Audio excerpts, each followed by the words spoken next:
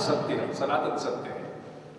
नाद की ध्वनि, गायत्री का प्रकाश, वो प्रकाश जो हम कृत्रिम रूप से कल्पना में artificially synthetically we try and contemplate upon light, धीरे धीरे उसी का अवतरण भीतर होता है और मनुष्य के संज्ञान में नए तथ्य आने शुरू होते हैं। ये बात समझना जरूरी है।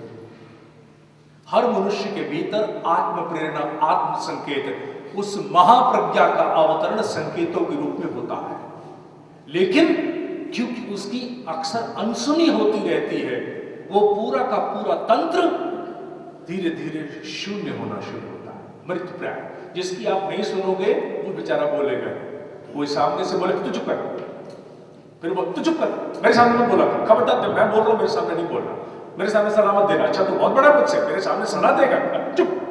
वो धीरे धीरे गुम गुम गुम हो जाएगा।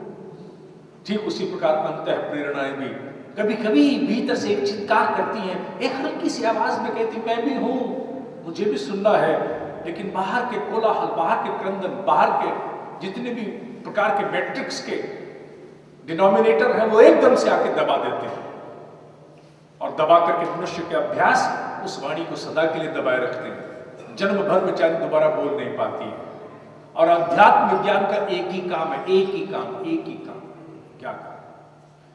वो काम बिल्कुल वैसे ही है जो ब्रॉडबैंड टेक्नोलॉजी का काम है। Broadband technology connects you to the infinite reservoir of knowledge.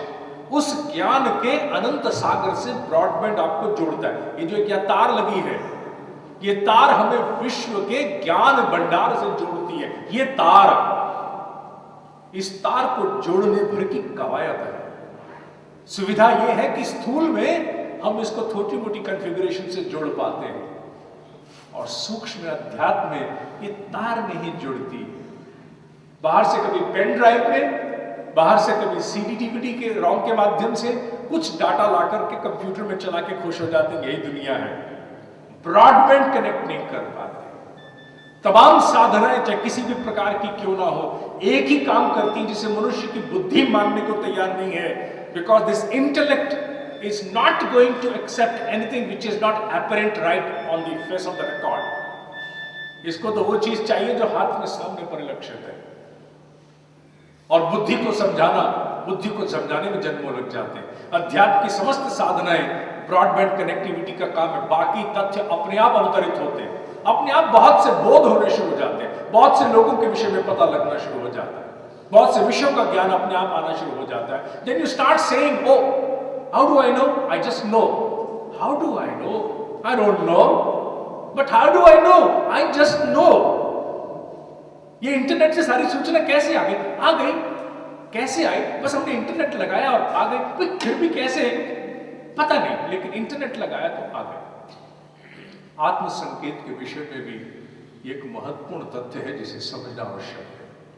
भीतर के स्वगुरु को जन्म देना, भीतर के उस गुरु प्रेरणा को जन्म देना, जो गुरु प्रेरणा मनुष्य को बहुत बड़े विकास की ओर आगे ले जाने में सक्षम है, उसी के साथ जोड़ना, उसी के साथ आगे बढ़ाना, यही आत्म संकेत रूपी विषय का सार है। आत्म संकेत भीतर विकसित करना, जीवात्मा की पुकार को सुन पाना, ईश्वर की वाणी के प्रसारण को सुन पाना। The broadcast is there at all times. ये ब्रॉडकास्ट कभी भी बंद नहीं होता है। इस ब्रॉडकास्ट को सतत सुन पाने के लिए अपनी क्षमताओं को तदनुरूप विकसित करना, इसके लिए हमारे ऋषियों ने परिपाटी और प्रणाली बनाई थी, जिसका नाम उन्होंने उपासना दिया था। प्रार्थना नहीं, उपासना दिया था। प्रार्थना के लिए हमारे यहां यदा कदा का अवसर है। उपासना नित्य की प्रक्रिया है।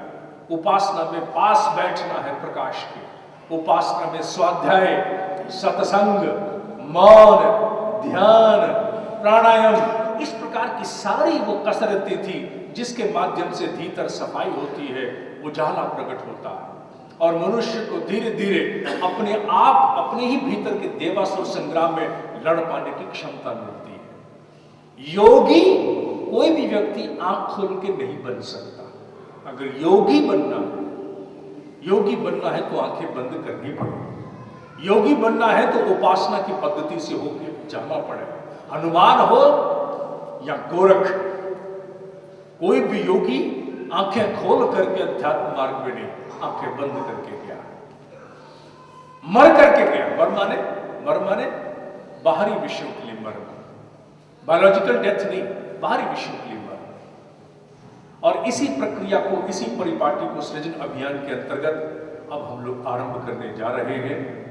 आत्म संकेत के रूप में घर घर वो वातावरण बने जिसके माध्यम से मनुष्य के भीतर आत्म संकेत, भीतर के उस गुरु तत्व को जागृत किया जाए।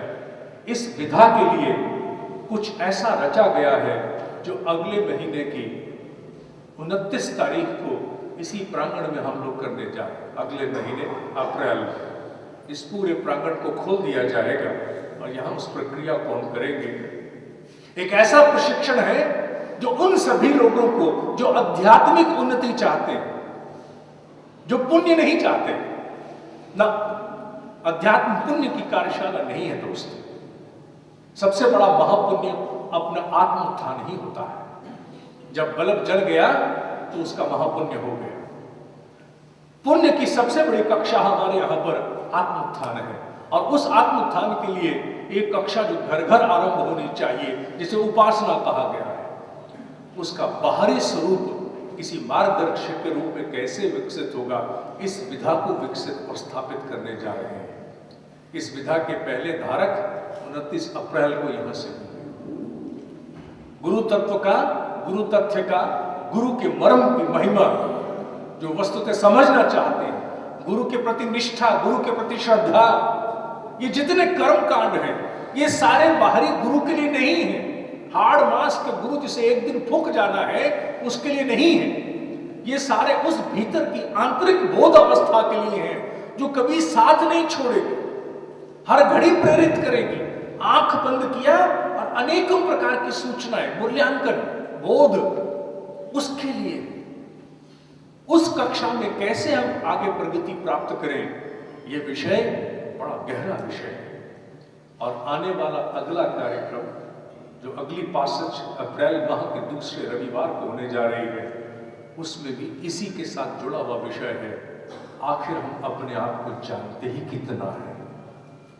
धीरे धीरे मनुष्य जब अपने आप को जानता है, अपनी परतें उतारता है, तो आश्चर्यचकित रह जाता है कि जिस तथाकथित समझ को बाहर तलाशता था, उससे कहीं बड़े शिखर समझदारी के भीतर अवस्थित है। देखना तो चाहो। अगले कार्यक्रम में सबसे निवेदन है, कृपया अपने मोबाइल फोन्स वाइब्रेटर पर या शांत अवस्था में डालकर आए, क्योंकि अगर मोबाइल फोन की चिंता सताएगी तो फिर पूरी तरह साधना में आप नहीं जाएंगे। अगली बार कुछ साधना भी 10 मिनट और बढ़ाई जाएगी। आज उसका एक पक्ष कम किया क्योंकि कार्यक्रम समय पर समाप्त करना था। आज साधना 10-12 मिनट कम की गई है। आज जिस भजनों को हमने सुना है वो अगली बार भी हम सुनेंगे, लेकिन अगली बार संभवतः वो इंटरनेट से ब्रॉडकास्ट होकर आएंगे। जैसे आज का ये कार्यक्रम अनेकों स्टेशंस पर लाइव ब्रॉडकास्ट हो रहा है, ठीक उसी प्रकार वो ब्रॉडकास्ट के रूप में प्रोफेसर केवल कृष्ण अरोड़ा जी के माध्यम से हम सब तक पहुंचे हैं। रीता जी आई हैं, वही बात। There is a surprise from me also. तो मित्रों, आत्मसंकेत रूपी विषय पर आज का ये समूचा उद्बोधन भीतर आंतरिक स्वगुरु को विकसित करने का है, जो निश्चित रूप से हर व्यक्ति के भीतर ईश्वर ने संजो कर भेजा है। बाहर से सारे आयाम छोटे हैं, बाहर के सारे आयाम ओछे हैं, बाहर के सारे आयाम अधूरे हैं, भीतर की प्रचंड अग्नि परिपूर्ण है, अखंड है। जब ये बोध प्राप्त होना शुरू हो जाए तो मनुष्य अंतर्मुखी होता है, और अंतर्मुखी होने वाला व्यक्ति बाहरी जीवन, बाहरी दुनिया के लिए कहीं अधिक कल्याणकारी हो सकता है। आज के इस उद्बोधन के बाद सबके लिए मंगल कामना करते हुए गायत्री महामंत्र 5 बार साथ साथ फिर आज का इस कार्यक्रम हम पूर्ण करते हैं।